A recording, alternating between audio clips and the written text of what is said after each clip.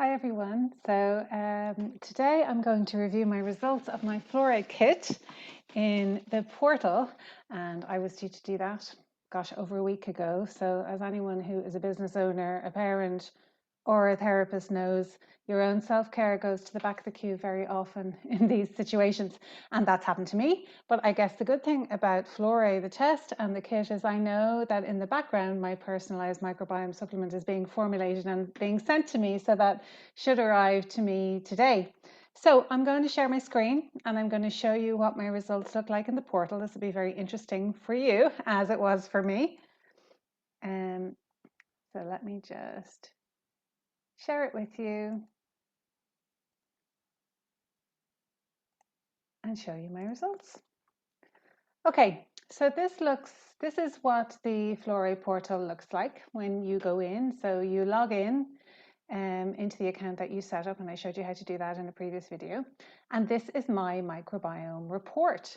So I sent my sample on June the 10th, and they received it into the laboratory on June the 17th. And my results were then visible on the 29th of June. So that's how long it took for them to extract and DNA analyze my stool sample and then to give me these results. So let's take a little look. So across the top here, you have the different sections of the report. So we're now on my first test. And if you have subsequent tests, you can select them here, but this is my first test. And this is just your summary. So my score is a 66. So obviously, ideally, we're going to want to be in the green somewhere in here.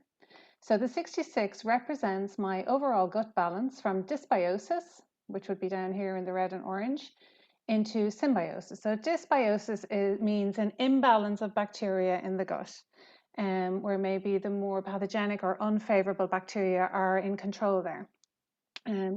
And then they say upon retest here, we'll display your microbiome score. So when I take my supplement and then I retest, I will be able to compare my score. Okay, so what do they tell me here? Your overall gut microbiome is variable compared to the American Gut Project reference data set for healthy individuals. So what do they mean by that? So the American Gut Project is a research project that's being run by the University of San Diego and also in partnership with King's College in London. They've collected data on tens of thousands of individuals, and they've analyzed that data and looked for correlations in the data to certain states of health. So they found in that research that diet obviously has a huge influence over the health of your microbiome.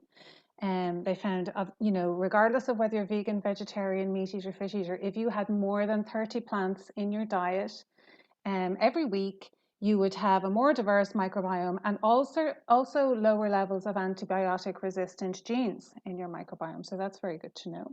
And they also found that people who had taken antibiotics in the past month had much lower diversity and much lower numbers of beneficial microbes.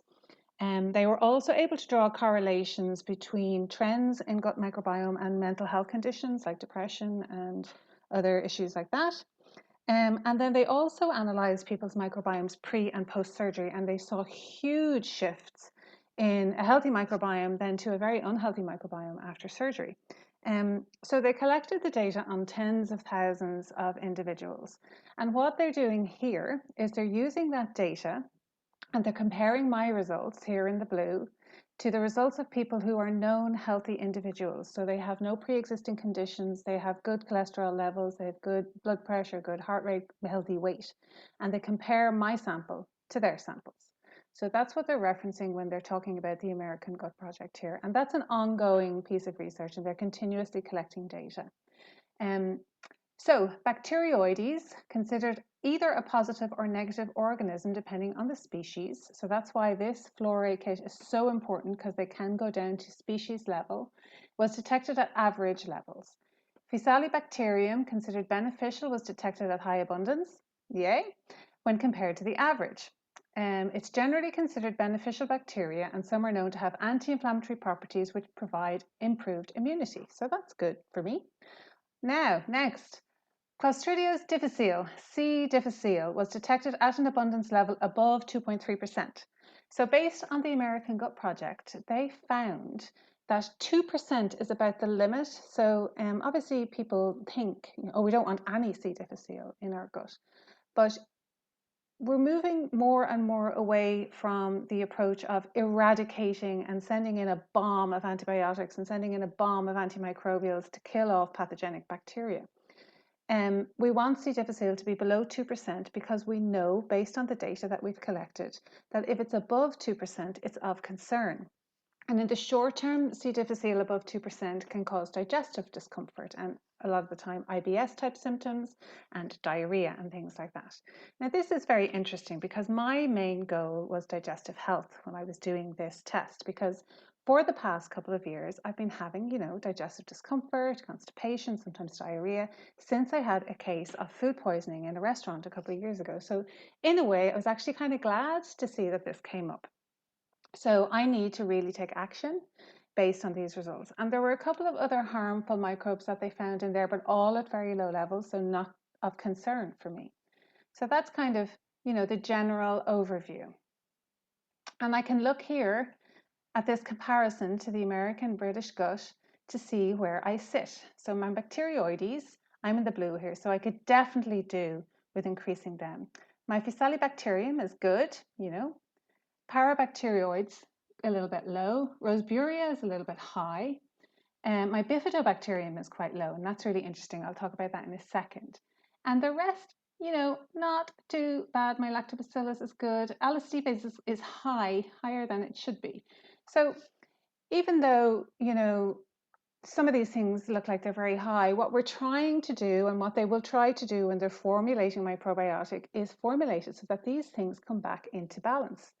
Not eradicating anything, but bringing them back into balance, what they call symbiosis.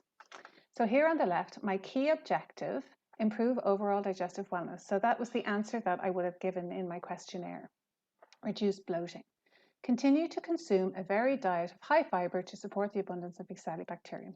No problem. That's okay. We can do that. And it gives you references here for Faecalibacterium.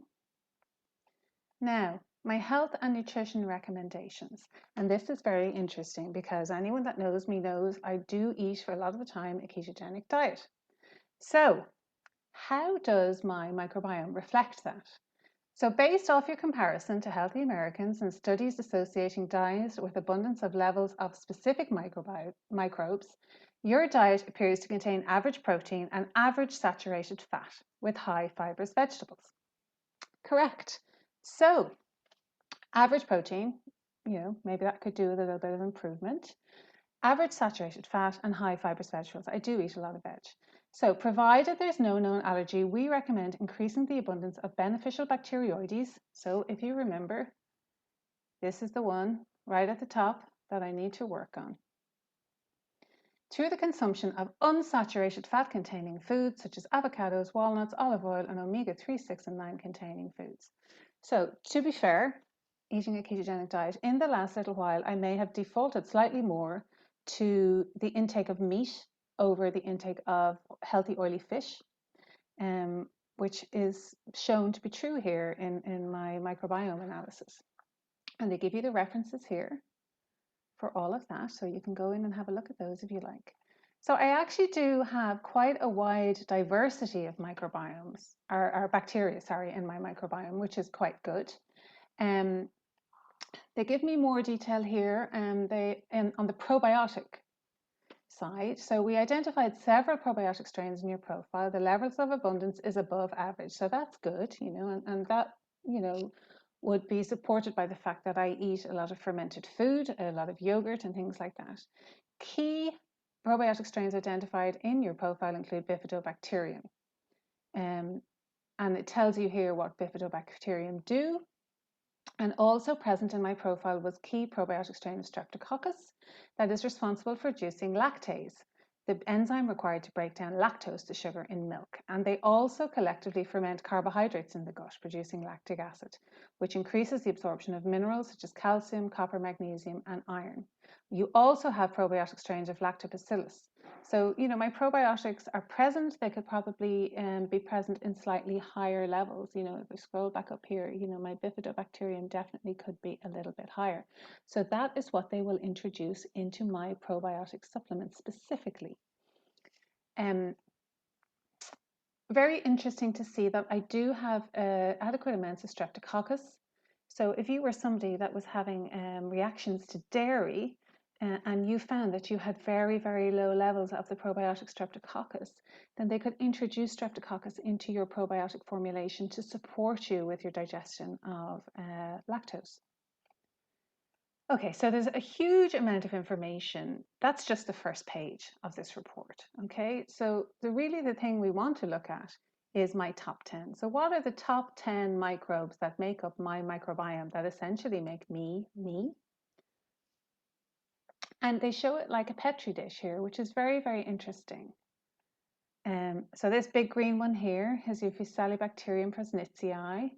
I'm at 9.62%, which is up on the upper end of the healthy amount based on the American British Gut Project. And if you select this and then go over to the side here, it shows me how I compare to the general population. And it also gives me a reference here if I want to learn more about Fusilibacterium and how it influences health.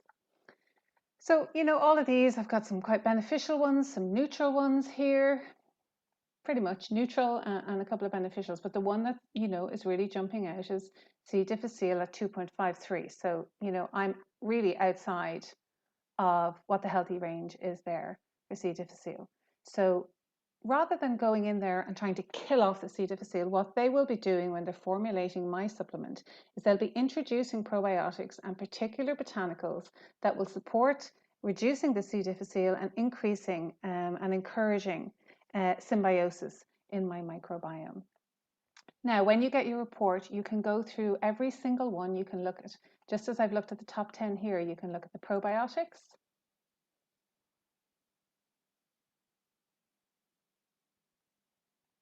So it tells me what probiotics I have.